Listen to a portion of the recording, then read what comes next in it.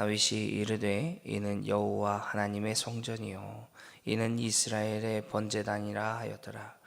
다윗이 명령하여 이스라엘 땅에 거주하는 이방 사람을 모으고 적수를 시켜 하나님의 성전을 건축할 돌을 다듬게 하고, 다윗이 또 문짝목과 거물못에 쓸 철을 많이 준비하고 또 무게를 달 수 없을 만큼 심히 많은 옷을 준비하고 또 백향목을 무수히 준비하였으니, 이는 시돈 사람과 두로 사람이 백향목을 다윗에게로 많이 수운하여 왔습니다. 다윗이 이르되 내 아들 솔로몬은 어리고 미숙하고 여호와를 위하여 건축할 성전은 극히 웅장하여 만국의 명성과 영광이 있게 하여야 할지라. 그러므로 내가 이제 그것을 위하여 준비하리라 하고 다윗이 죽기 전에 많이 준비하였더라. 다윗이 그의 아들 솔로몬을 불러 이스라엘 하나님 여호와를 위하여 성전 건축하기를 부탁하여 다윗이 솔로몬에게 이르되 내 아들아, 나는 내 하나님 여호와의 이름을 위하여 성전을 건축할 마음이 있었으나 여호와의 말씀이 내게 임하여 이르시되 너는 피를 심히 많이 흘렸고 크게 전쟁하였으니 내가 내 앞에서 땅에 피를 많이 흘렸은즉 내 이름을 위하여 성전을 건축하지 못하리라. 보라, 한 아들이 내게서 나리니 그는 온순한 사람이라. 내가 그로 주변 모든 대적에게서 평온을 얻게 하리라. 그의 이름은 솔로몬이라 하리니 이는 내가 그의 생전에 평안과 안일함을 이스라엘에게 줄 것임이니라. 그가 내 이름을 위하여 성전을 건축할지라. 그는 내 아들이 되고 나는 그의 아버지가 되어 그 나라 왕위를 이스라엘 위에 굳게 세워 영원까지 이르게 하리라 하셨다니. 이제 내 아들아, 여호와께서 너와 함께 계시기를 원하며 내가 성통하여 여호와께서 내게 대하여 말씀하신 대로 내 하나님 여호와의 성전을 건축하며 여호와께서 내게 지혜와 총명을 주사 내게 이스라엘을 다스리게 하시고 내 하나님 여호와의 율법을 지키게 하시기를 더욱 원하노라. 그때 네가 만일 여호와께서 모세를 통하여 이스라엘에게 명령하신 모든 규례와 법도를 삼가 행하면 형통하리니 강하고 담대하여 두려워하지 말고 놀라지 말지어다.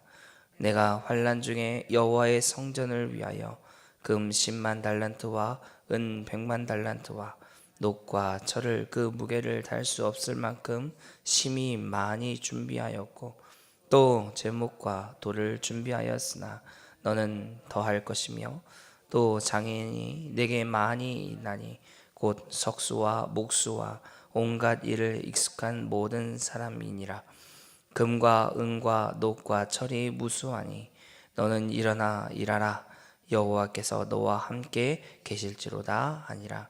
다윗이 또 이스라엘 모든 방백에게 명령하여 그의 아들 솔로몬을 도우라 하여 이르되 너희 하나님 여호와께서 너희와 함께 계시지 아니하시느냐? 사면으로 너희에게 평안을 주지 아니하셨느냐?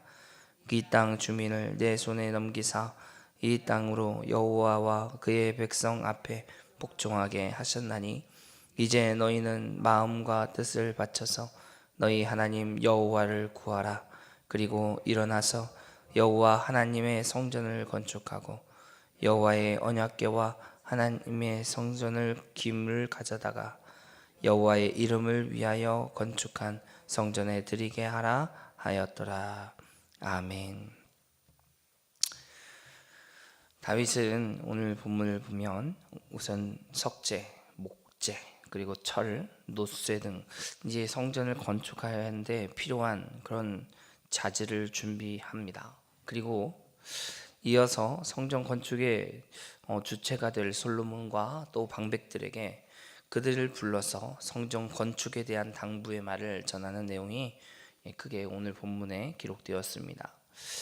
앞에서부터 살펴보면 이제 2절에는 석수를 준비하게 되는데 이 성전을 건축하는 데 사용되는 돌들을 채석장에서 미리 치수대로 다 다듬은 후에 이것을 성전으로 옮겨져 지어질 터로 운반한 후, 그리고 성전의 내에서는 이제 돌을 다듬는 소리가 나지 않도록 하였던 것을 우리가 좀 볼 수 있습니다. 또한 많은 목재와 철과 노쇠를 준비하였는데, 그것을 보게 되면 심이 많은 것을 준비한 모습을 볼 수 있습니다. 심이 많다라고 얘기하는 라로브라는 단어는 4절과 5절, 8절, 14절, 15절 이렇게 계속해서 반복이 되고 있는 거죠. 즉 다윗은 성전 건축하기 위해서 이와 같이 넘치도록 많은 것을 준비하였던 것입니다. 그럼에도 불구하고 하나님은 다윗 성전을 건축하기를 허락하지 않으셨습니다. 이것은 우리가 8절을 보면 다윗이 스스로 이야기를 하죠. 자신이 전쟁을 통해서 심히 많은 피를 흘렸기 때문에 하나님은 그에게 성전 건축하는 것을 허락하지 않으셨습니다. 자신도 이 사실을 인정했고 하나님의 말씀에 순종했던 거죠. 그러나 이러한 상황과는 상관없이 자신이 아들 솔로몬에게 성전을 건축할 것에 대해서 이야기할 때 그의 부족한 것을 본인이 준비하기를 원했습니다. 이뿐 아니라 이제 백향목을 준비하는 것을 보게 되는데, 백향목은 히브리어로 에레즈라고 얘기를 합니다. 당시 최고급품의 목재였죠. 매우 아름답고 좋은 향기가 났고 옹이가 없었기 때문에, 그리고 또한 내구성이 강하여서 목재로서는 아주 최적의 것이었습니다. 그 잘 자란 백향목은 약 40m 정도가 넘을 정도로 크게 자라나는 나무였습니다. 이것을 시돈 사람과 두로 사람들이 수운하여 왔다라고 오늘 본문에서는 표현하죠. 다윗에게로 가져오는데 다윗이 시켜서 또는 갖고 오는 것이 아니라 그들이 스스로 다윗에게 가져왔던 겁니다. 원어에서도 이렇게 표현을 합니다. 수운하여 왔다 하는 표현은 사역 능동태를 사용해서 표현하고 있는데, 이것은 단순히 물건을 가져온 것을 표현한 게 아니라 자발적으로 물건을 가져다가 바쳤던 것, 이것을 이야기하는 내용입니다. 다윗이 이렇게 많은 것으로 준비하고 또 준비할 수 있었던 이유는 5절에 기록하고 있습니다. 다윗은 자신이 아닌 이 솔로몬이 이것을 지어야 하기 때문에, 솔로몬은 아직 어리고 연약하기 때문에 그 이유를 이렇게 말하고 있죠. 그러나 여기서 말하는 이 어리다라고 해당하는 이 단어는 이사야서나 출애굽기에서는 청년으로 번역을 하기도 합니다. 그래서 성경에 나오는 솔로몬이 언제 왕이 되었는가 하는 것에 대해서는 말하기가 어렵습니다. 왜냐하면 성경이 특별히 몇 살에 나이가 어느 정도 되어서 왕이 되었다라고 하는 기록이 없기 때문에 그렇죠. 하지만 많은 학자들은 어떻게 살펴보냐면, 그가 40년 동안 이스라엘을 통치하고 그 후에 르호보암이 40년을 통치했던 것을 생각해서 계산을 합니다. 그가 왕에 오를 때, 솔로몬이 왕에 오를 때쯤 르호보암을 낳은 것으로 생각을 한다면 아마 그가 대략 20세 정도 그 전후에 왕이 되었을 거라고 추측을 하는 거죠.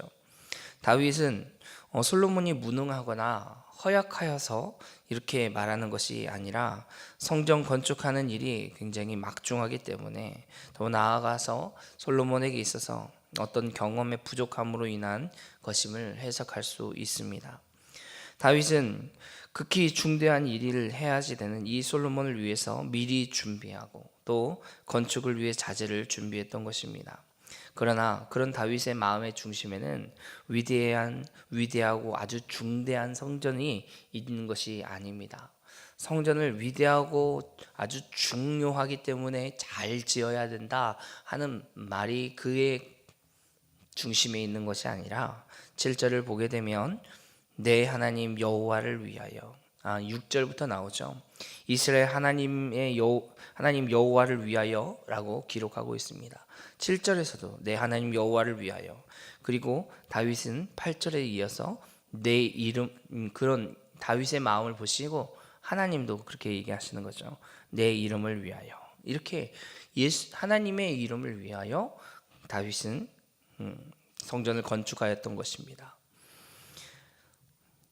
이전에 사람들을 위한 것이 아니요 이제 여호와를 위한 것임을 온 회중 앞에서도 선포하는 다윗임을 우리가 기억해야지 되죠.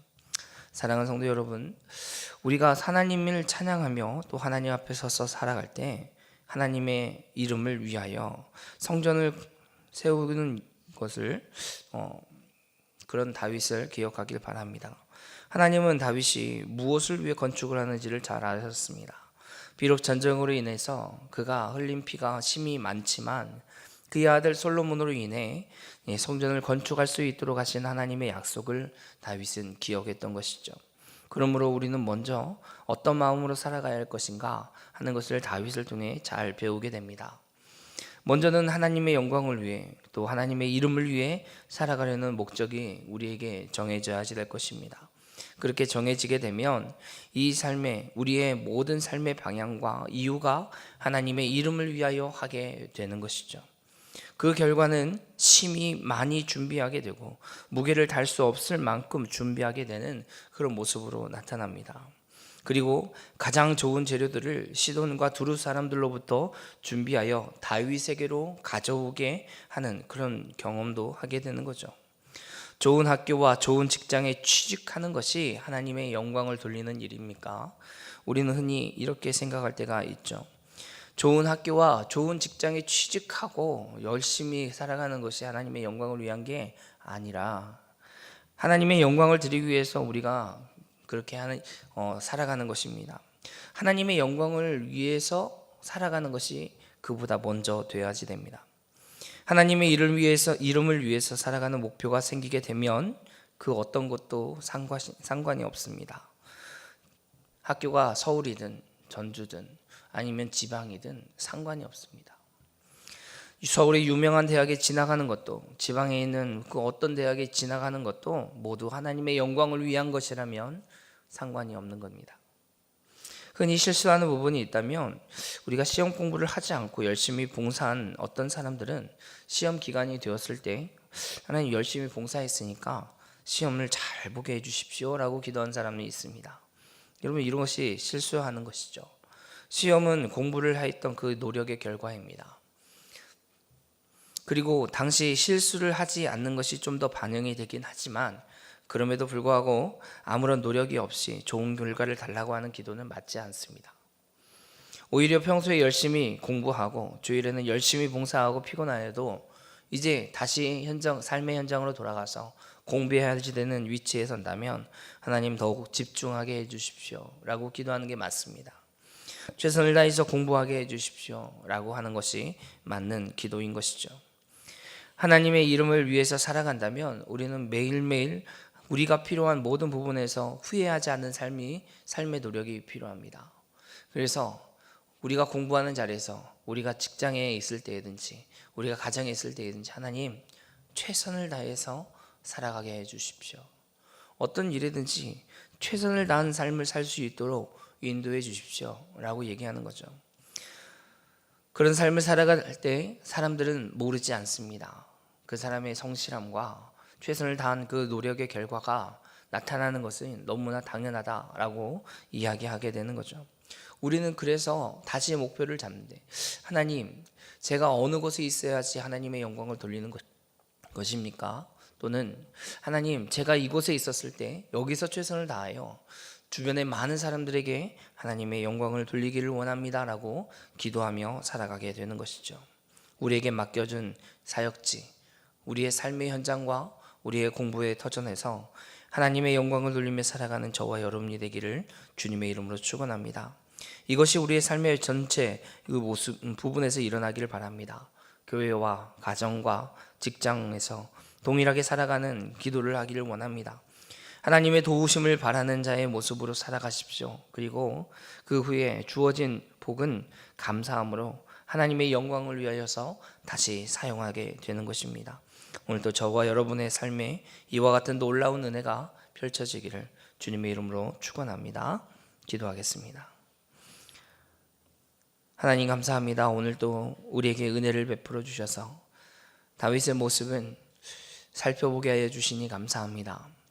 자신의 영광을 위해서 웅장한 하나님의 건물을 위해서 이 성전을 위해서 살아간 것이 아니라 다윗의 준비하는 마음은 하나님의 이름을 위해서, 여호와의 이름을 위해서 준비하였던 것을 우리가 봅니다. 하나님, 우리도 주의 영광을 위해서 살아가기를 원합니다. 이 땅의 어느 곳에 있든지 어느 곳에서 우리가 무엇을 하든지 하나님의 영광을 위해 살아가기를 원하고, 그곳에서 우리에게 주어진 모든 것 최선을 다하여 충성을 다하여 살아가기를 원하오니 우리에게 은혜와 능력을 더해 주시고 우리 삶의 모든 현장에서 하나님의 영광을 위해 살아가도록 지혜와 은총을 허락해 주옵소서. 감사드리며 예수님의 이름으로 기도합니다. 아멘.